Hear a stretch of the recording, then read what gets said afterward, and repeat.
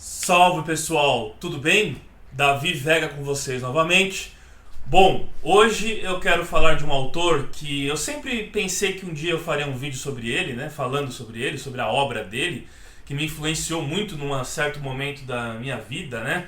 Eu já tive o meu período um pouco mais nacionalista e corporativista também, né? Mas já tive momentos mais liberais, um momento mais libertário, vamos dizer assim. E esse é um autor primordial para essa questão, que é o John Stuart Mill, nesse livro aqui, Ensaio sobre a Liberdade. Antes de prosseguir, eu peço por favor, carecidamente, para vocês curtirem o vídeo, se inscreverem no canal. Sempre vou trazer aqui comentários de livros diversos para vocês, sempre em nome da cultura e da literatura e da informação também, né? Bom, o John Stuart Mill nasceu em 1806 em Londres, ele era londrino, né? E ele trabalhou na East India Company, companhia da Índia Oriental, né? Que era uma companhia de seu pai, que o seu pai tinha colocado ele lá para trabalhar e tudo mais. E ele foi um grande pensador sobre a liberdade. É claro que no século XVIII, antes do John Stuart Mill, já tinha aparecido para o liberalismo John Locke, né? Inclusive também as colocações do David Hume sobre o ceticismo, né? O ceticismo político, muito importante, vindo do David Hume. Os tratados de natureza humana também muito importantes, vai desaguar em toda essa ideologia mais liberal, que vai ser a ideologia que vai ter um respaldo depois com a Revolução Industrial no século XIX, né? O John Stuart Mill, ele pega do John Locke a noção de liberdade e de busca da felicidade. O mais importante é que o indivíduo goze do seu princípio básico de liberdade, que é o direito à sua própria vida. A vida é a sua primeira propriedade, né? E depois, a partir daí, outras coisas que ele pode se apropriar. Tem aquela noção da tábula rasa, que o indivíduo nasce como uma folha em branco e que depois, ao longo da sua vida, ela vai sendo preenchida. A gente pode debater um pouco isso também, porque eu acredito que existam sim certas coisas que são inatas, né? Que a gente já nasce pelo menos com uma propensão para aquilo e que elas vão ser desenvolvidas ao longo da nossa existência de acordo com as oportunidades que a existência e as coisas vão aparecendo para nós, né? Mas a discussão que eu quero falar hoje é sobre a liberdade. O que ele fala da liberdade? Ele fala que o básico é que as pessoas tenham a sua individualidade. Ao longo da história existiam os governantes e os súditos. Os governantes, eles eram antagônicos aos súditos. Os interesses do povo, dos súditos, eram antagônicos aos direitos dos governantes, né? Existia, até pelo conceito do Aristóteles, a tirania. A tirania era o poder de um só ou o poder de alguns. Existe a oligarquia, e a oligarquia pode ser tirânica também. Esse poder de um só ou de alguns exercia coercivamente poder e influência sobre o poder dos demais, né? E tudo aquilo que vinha dos interesses dos governantes não era igual aos interesses dos súditos. Isso vai mudar com o tempo, principalmente não só na Grécia e Roma Antiga. A Roma já tinha os cônsules, né? Já tinha o Senado, já era principalmente na época republicana de Roma. Mas isso vai mudar mais recentemente com o surgimento da Câmara dos Comuns. Quando surge a Câmara dos Comuns na Inglaterra, e vale lembrar que as primeiras cortes e parlamentos se deu na Espanha, em León, né? Mas o que mais nós conhecemos mais é na Inglaterra, né? Na Revolução Gloriosa. Essa Câmara dos Comuns, ela traz para o governo, traz para a participação dos que detinham o poder, os interesses do povo, porque essa Câmara dos Comuns vai ser ocupada pelas pessoas do povo, né?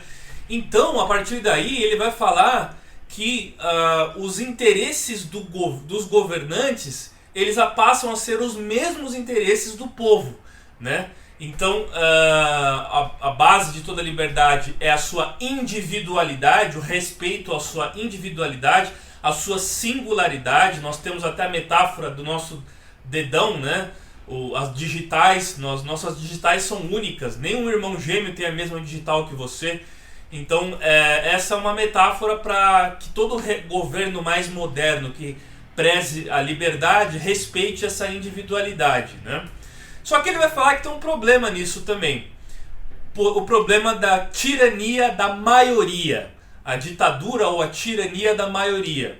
Quando mesmo os governantes que ocupam essas posições no governo, né, eles também legislam em nome de uma maioria, uma minoria pode sair prejudicada em nome dessa tirania da maioria. Ele vai citar, por exemplo, que aconteceu isso na Revolução Francesa, né? Aquela revolução que se insurgiu contra uma aristocracia corrupta de Versalhes, dos monarcas absolutistas, mas que gerou essa tirania da maioria e confunde a democracia como algo ligado a essa tirania da maioria. E ele vai citar logo no primeiro capítulo desse livro também o Augusto Comte. Augusto Comte, o pai do positivismo, da sociologia positivista, né, métodos de filosofia positiva, ele vai falar que ele preza a sociedade acima do indivíduo, né? Então é uma coletividade acima do indivíduo, um pouco do que a democracia orgânica, que eu já fui partidário até, ela promove justamente a maioria, né, a ideologia da maioria, que ela vai anular a singularidade de cada parte. Cada parte vai ser dissolvida nessa massa coletiva da maioria.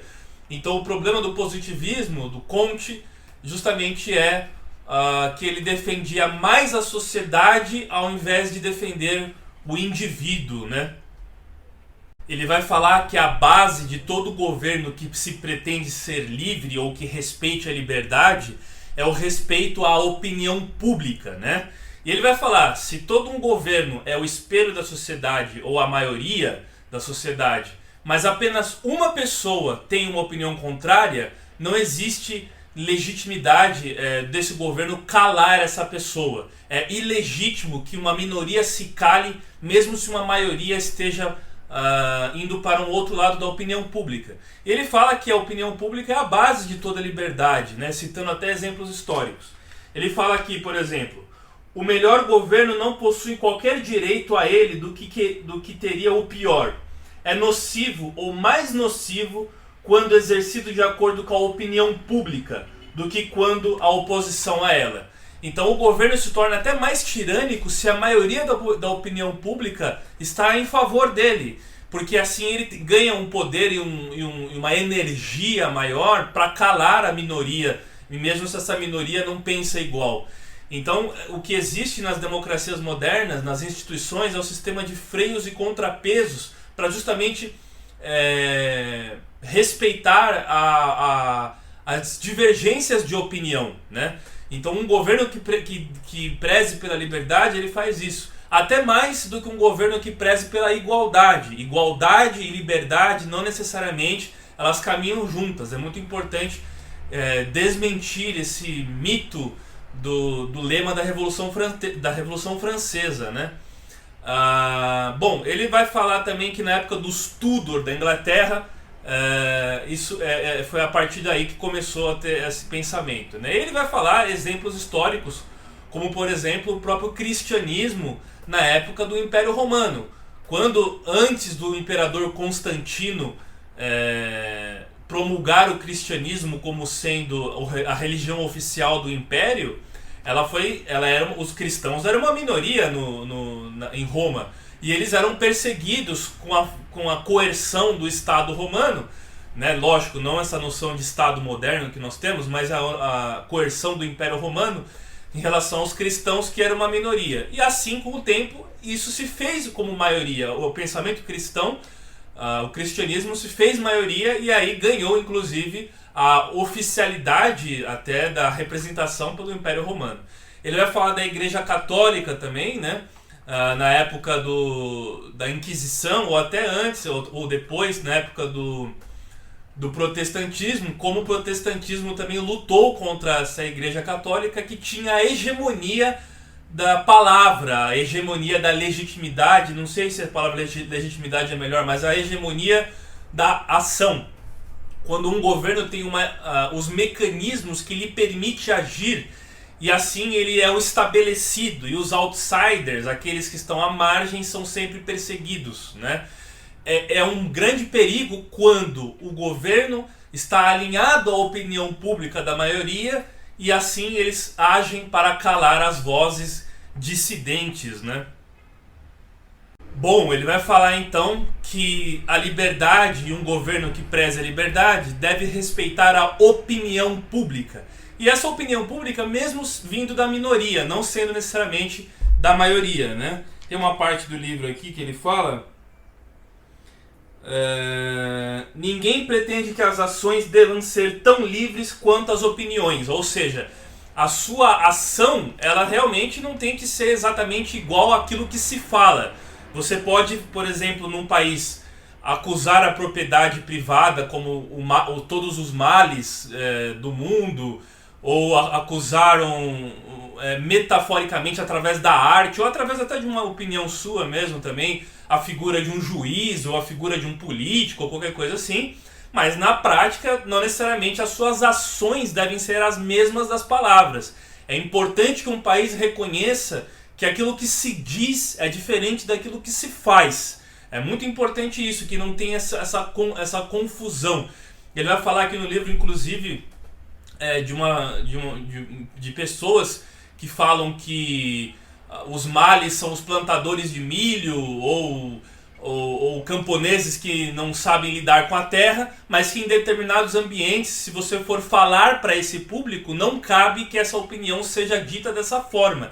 Então a opinião pública ela também é maleável, ela pode ser dita de uma forma em determinado ambiente e dita de uma outra forma em determinado ambiente. E aquilo que se escreve, aquilo que se registra, tem que ter a licença poética. Essa licença poética não que se utiliza apenas da metáfora e dos recursos das figuras de linguagem, mas ela tem que ter uma liberdade maior naquilo que se escreve do que naquilo que se faz. E o problema é que muitas cortes do mundo hoje, do globo hoje, dos países ditos democráticos, eles não estão sabendo separar aquilo que é retórica, aquilo que é argumento, aquilo que é uma opinião, daquilo que se faz. Então fica sendo uma espécie de praxis, é a prática unida com a teoria. Então, mas na verdade não necessariamente todos os discursos políticos operam dessa forma. E é importante que as cortes tenham como noção isso, para não ter essa confusão e preservar mais o direito à liberdade de imprensa, à liberdade de opinião, que não necessariamente, como eu disse, aquilo que se fala ou que se escreve é aquilo que se faz, né? Bom, ele vai falar aqui também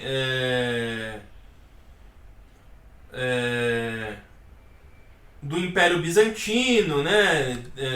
Das ideias do selvagem e do errante, né? Aquilo que é considerado de ordem bárbara, né? E como que era para os romanos antigos também a noção de bárbaro, quando você categoriza e rotula uma parte da população como fora da lei, como antidemocrática, ou como bárbaro, ou como qualquer coisa assim, você está taxando uma rotulação que lhe permite a todo tipo de arbitrariedade com aquela minoria da população, porque ela não se enquadra dentro dos estabelecidos, dos iluminados, dos democráticos ou qualquer coisa assim.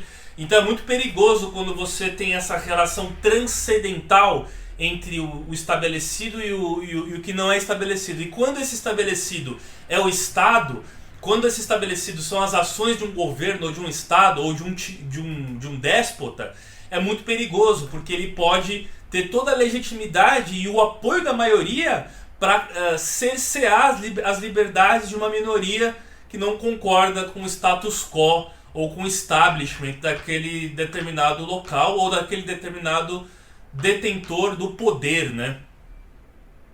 E por fim, ele vai falar então da limitação da autoridade. Como é importante que a autoridade ela seja limitada e que os súditos de determinado governo ou de determinado estado eles tenham a sua individualidade preservada e tenham uma espécie de divisão daquilo que é do reino individual para dentro, do reino do privado e do público. Então, alguns assuntos que dizem respeito à sociedade e à coletividade, eles de fato devem ser tratados como algo público. Mas os assuntos de ordem privada, ligado à sua individualidade, eles devem ser assegurados pelo Estado que se preze ser um Estado que preze a verdadeira democracia, né, que está ligada à liberdade. Muitas vezes a liberdade não é igualdade, né? Bom, igualdade seria igualdade e isonomia perante a lei, o império da lei valer para todos, né? Mas o legislador entender que a natureza humana ela é diversa. E uma vez sendo a natureza humana diversa, ela tem que ser respeitada nessas questões individualistas, né? Nessas questões da exploração, da potencialidade, de todas as suas potencialidades. Ele fala, inclusive, que uma minoria das pessoas tem talento. Não são todas as pessoas que vão ter os mesmos talentos. E os talentos são diversos também. Eles são múltiplos. As pessoas não são iguais. Eu posso ter facilidade para uma coisa e um amigo ter facilidade para outra coisa. E que exista mecanismos na sociedade que permita com que eu explore as minhas melhores potencialidades e o meu vizinho explore as melhores potencialidades dele. Claro, sempre com a sua liberdade, indo até quando começa a liberdade do outro, né? E eu me lembrei muito, lendo esse livro aqui, de um texto que eu estudei na faculdade, que era a liberdade dos antigos e a liberdade dos modernos, né? Era um texto do Benjamin Constant, que antigamente a liberdade ela se dava por uma outra lógica, e talvez estivesse mais ligada a essa relação mais monástica das tiranias de um só, que eram de governos mais como antes do surgimento do Estado-nação, né? Quando uma pessoa detinha o poder de todo um clã, quando a gente ainda vivia em guildas e clãs e tudo mais, uma pessoa detinha o poder de todo aquele clã e ela sabia tudo o que se passava, e ela era um poder, ela era onipresente e onipotente, a autoridade em cima de toda daquela comunidade. Na liberdade dos modernos, os estados, o surgimento do Estado-nação, ele acaba rompendo com esses laços de vigilância, e ela acaba sendo mais horizontalizada. O Foucault falava isso, a vigilância ela se torna horizontalizada.